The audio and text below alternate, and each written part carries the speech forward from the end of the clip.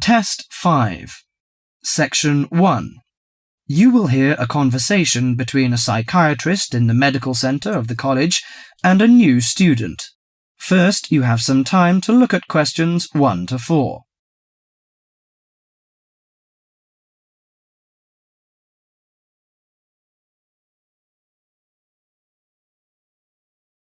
Now listen carefully to the conversation and answer questions 1 to 4.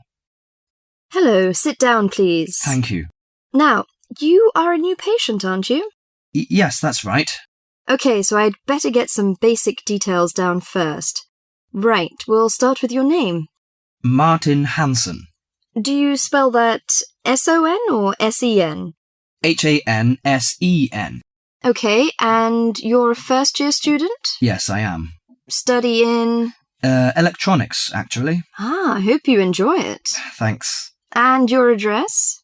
2805 Hesperian Avenue, Hayward. 2805 and Hesperian. Yes, that's Hesperian. Hayward, Hayward. And your phone number? 734-246-55. 734-264-55. No, you got the 6 and the 4 the wrong way round. It's 246-55. Huh? Sorry, right. And, when were you born? The 15th of June, 1986. Here in New Zealand? No, I was born in Sydney.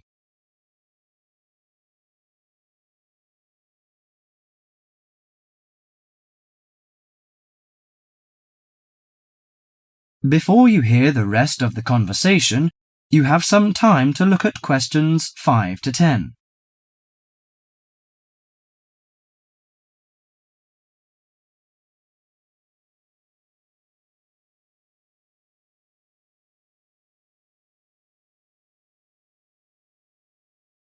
Now listen to the conversation and answer questions 5 to 10. Good. So, what's your problem? Well, frankly, I wonder whether it is a problem. I get the blues, and it lasts for quite a while. I don't know how to... Yes, we all feel sad or get the blues now and again. Generally, our sadness lessens in time, and with the support of friends. However, if the depression leads to difficulty in thinking and greatly disrupts your daily routine, it can be evidence of a psychiatric problem. What do you feel exactly? I always feel sad and worthless.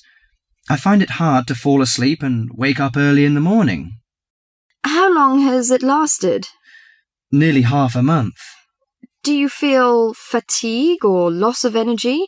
Or you may have lost interest or pleasure in usual activities? Yes, sometimes.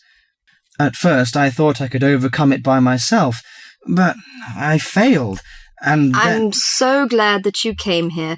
It seems that you are suffering mild depression from your symptoms. Depression? Yes, I feel depressed sometimes. But why would I... Depression may occur as a result of biochemical changes in the body. Alcohol, amphetamines, cocaine, and LSD can bring on depression. Those who have a family history of depression usually have a greater risk of depression. Sometimes the worrying changes in life can lead to depression. I see. I had a really bad breakup of a love relationship. It makes me feel hopeless. Do you think I need some treatment? Yes. Antidepressant medications are often used to treat depression, if it is serious.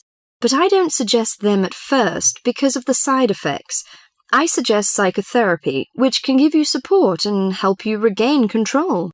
So do I need to come here every day? No, I will arrange counselling sessions for you, which will last 12 to 20 weeks. You come here once or twice each week. The psychotherapy is directed at helping you gain insight and understanding about events in your life, which may have contributed to your depression. With growing insight, you can often learn more effective ways of coping with your feelings and changing your behaviour. What can I do to take care of myself? Well, at first you should do some physical exercises on a regular basis, at least 3 times a week. How is your food? Do you eat well? Yes, I think so. I eat at my homestay family. Good. Find a hobby or a positive recreational activity to participate in once or twice a week. I know it's difficult for you, though. When you feel it's hard to overcome the depression, come to the counselling session. Remember, ask for help if the load is too heavy to handle. Yes, I'll try. So, when will my counselling session begin? I'm going to arrange that for you. That is the end of section 1.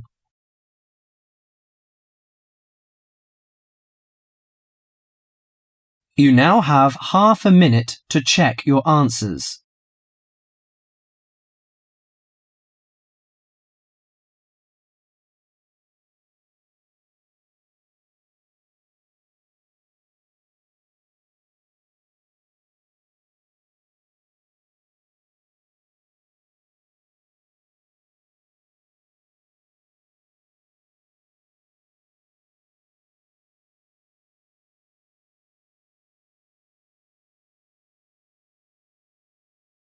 Section 2. In this section, you'll hear an introduction about ancient architectures. First, you have some time to look at questions 11 to 20.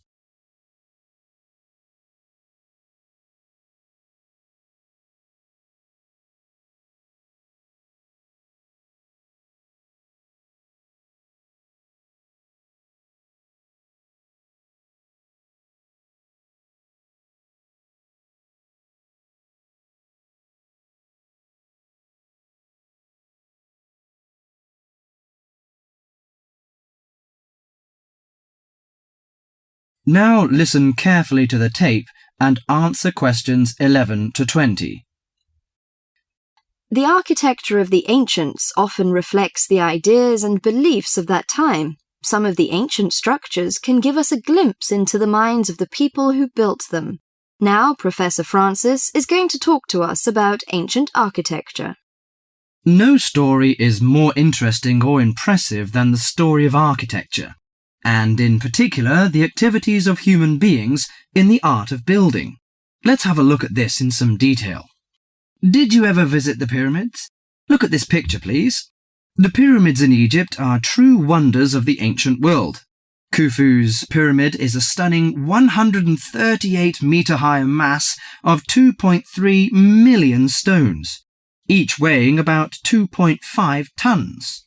It was built to geometrical perfection over 4,500 years ago, with simple stone and copper tools. It was so far advanced that some have suggested it was designed by aliens. Actually, there is an astronomical significance to the perfect precision of the pyramids. By using 2 stars that circle the sky polar point, Egyptian astronomers were able to arrange the pyramids due north. This was done because they believed the king's afterlife and the stars were closely related. They believed their pharaoh, that is, their king, had been transformed into another living being, a light in the sky in contrast to the darkness of death. Okay, now let's look at another picture. On this picture is Athens' ancient Parthenon. It is an immense columned temple, built almost entirely of marble. Athens' ancient Parthenon is a perfect model of classic Greek architecture. It was built to honour Athena, the goddess of wisdom. Therefore, it includes the ideals of logic and reason in its design. Built in the 5th century BC, the Parthenon is made up of almost 140 columns. The Greeks associated the columns with the virtues of a human being: strong, orderly, proud, and beautiful. The height and width of the Parthenon are designed with the rational logic of geometry. The upper diameter of each column is a bit narrower than its base. It bulges slightly in the middle and slants inward. This kind of optical illusion makes the columns appear more graceful and thus more beautiful. The Parthenon also symbolizes democracy. Each column supports the entire structure, just as each person contributes to the government. It symbolizes that Athens' government is democratic. Finally, I am going to introduce the Roman Colosseum, a large oval structure for public sports events, entertainment, or assemblies. The Roman Colosseum displays the practical nature and political thinking of Romans. The Colosseum was built in 80 AD, when, throughout its vast empire, Romans' population and wealth were growing. It was necessary for politicians to entertain the people in return for their support. Gladiators would battle wild animals, and even one another in order to entertain the bloodthirsty crowds. Constructed with tons of marble, the Colosseum stood 48 meters high. It has the capacity to hold up to 50,000 spectators. Spectators sat on the lower 3 levels, surrounded by towering roofed passageways. On hot days, a cover suspended from the top story provided shade from the sun. Ancient architecture gives us a sense of the different societies that build these amazing monuments. Through it, we can imagine what life was like when those civilizations were flourishing. That is the end of section 2.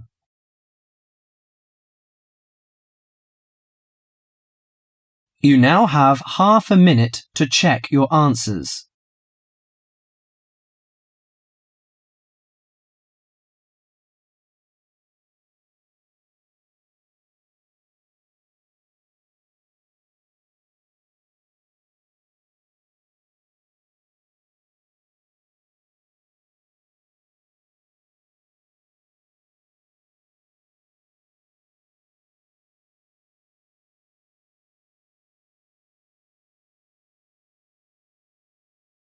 Section 3.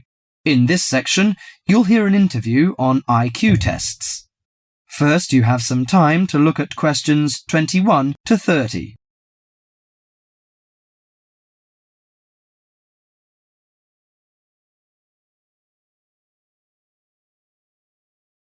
Now listen carefully to the interview and answer questions 21 to 30. Mrs. Kellerman, a specialist in child psychology, is interviewed by Bridget. Mrs. Kellerman, why is it that some children perform much better than others at school? Obviously, it can't be denied that certain children are brighter than others, but it's not as simple as that. A lot of emphasis is placed on intelligence measured by tests, so-called IQ tests, which only measure certain types of intelligence, such as basically linguistic and numerical skills, or reading and mathematics to put it plainly, which is unfortunate because some children are bound to suffer. A good example was a friend of mine's son who was kept out of the top class at school because of his average IQ. That's around 100. His father, though he had no idea his son was going to be an architect, always said he was a clever child. Apparently, he was able to picture things in his mind and draw accurately at a very early age. The point is that his university life might not have been so difficult if his ability had been recognized sooner. What you're saying, then, is that some children have abilities that are not easy to measure, that aren't appreciated by many schools. Precisely. And if these schools are not spotted sufficiently early, they cannot be developed. That's why, in my view, there are so many unhappy adults in the world. They are not doing the things they are best at. What are those other kinds of intelligence? How can we recognize them in our children? Well, take musical talent. Many children never get the chance to learn to play an instrument, but while they might not become great artists or composers, they may get a lot of pleasure and satisfaction.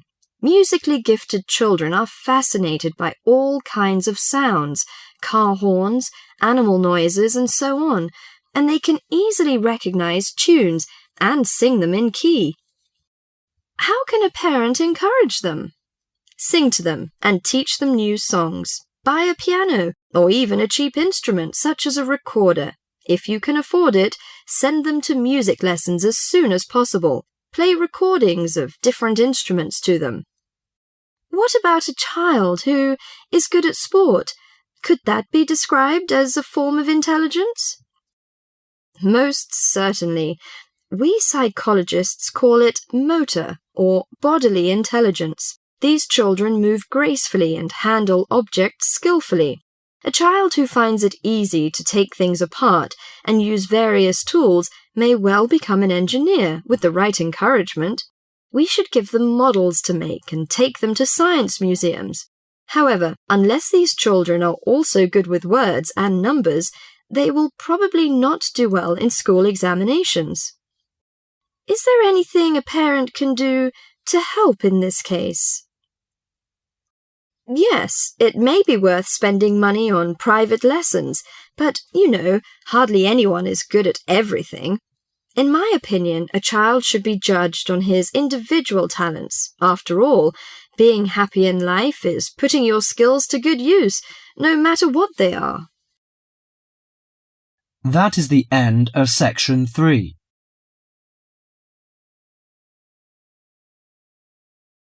You now have half a minute to check your answers.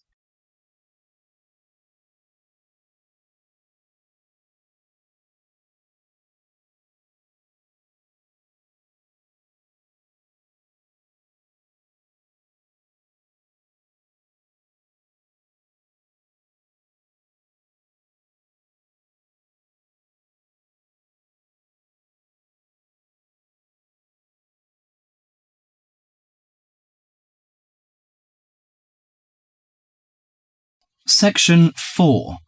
In this section, you'll hear an introduction about the tutorial courses of the physics school. First, you have some time to read questions 31 to 42.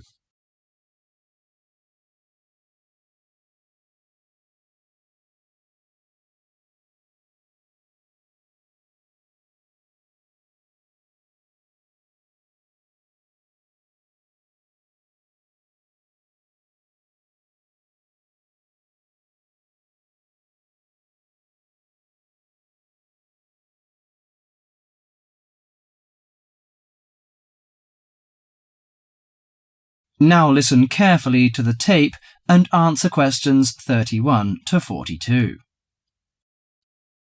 Welcome to Orientation Week. This is the physics school session, and we'll welcome Professor Smith, the head of the school, to introduce you to the tutorial system. Welcome, Professor Smith. Thank you. You may have noticed life at university is totally different from that of school. For you, tutorials are an important part of the teaching program. Tutors are the primary contact between undergraduate students and the school. A tutor is the student's personal tutor as well as their academic tutor. Tutorials for physics undergraduates consist of 6 students who meet each week with their tutor for at least 50 minutes. For radiographer students, tutorials will normally consist of a group of about 10 students who will meet fortnightly with their tutor for a period of at least 50 minutes. In the first semester, the tutorials are during weeks 1 to 11. For semester 2, they are during weeks 14 to 24. Everybody involved is expected to be present and on time, and the tutor will also be available in week 12 and 25 to discuss problems that arise during revision, but attendance by students is optional. Now I'm going to introduce to you the stages and activities of the tutorials. The induction period is from week 1 to 3. I know that a significant minority of you experience culture shock during your first few months at university, and the important function of this stage is to identify students who are having difficulty integrating into the academic program.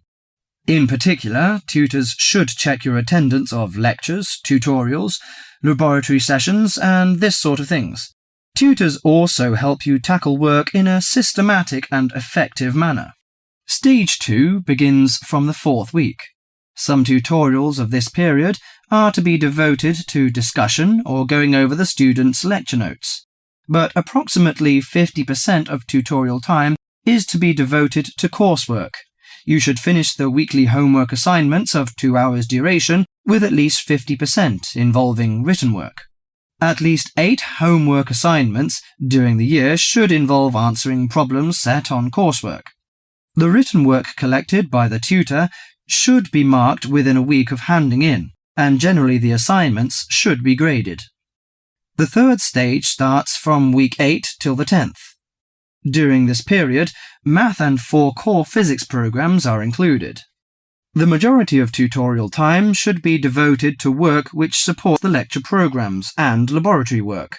At least 60% of homework assignments should involve written work. The assignment may involve writing an account of or notes on a specified range of topics. The written work should also be marked and graded. Short oral presentations by students should be included. They are possibly on general physics topics or essays. The last week's personal development planning is a structured and supported process. The primary objective for PDP is to help you to become more independent and confident, self-directed learners and encourage a positive attitude to learning throughout life.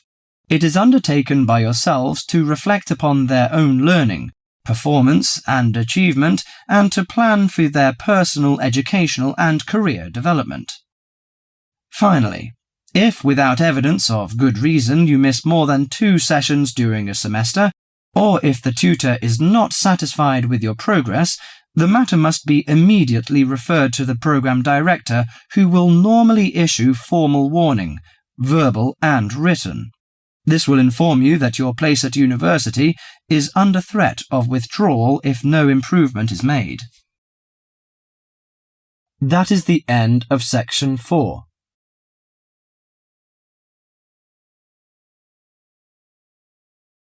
You now have half a minute to check your answers.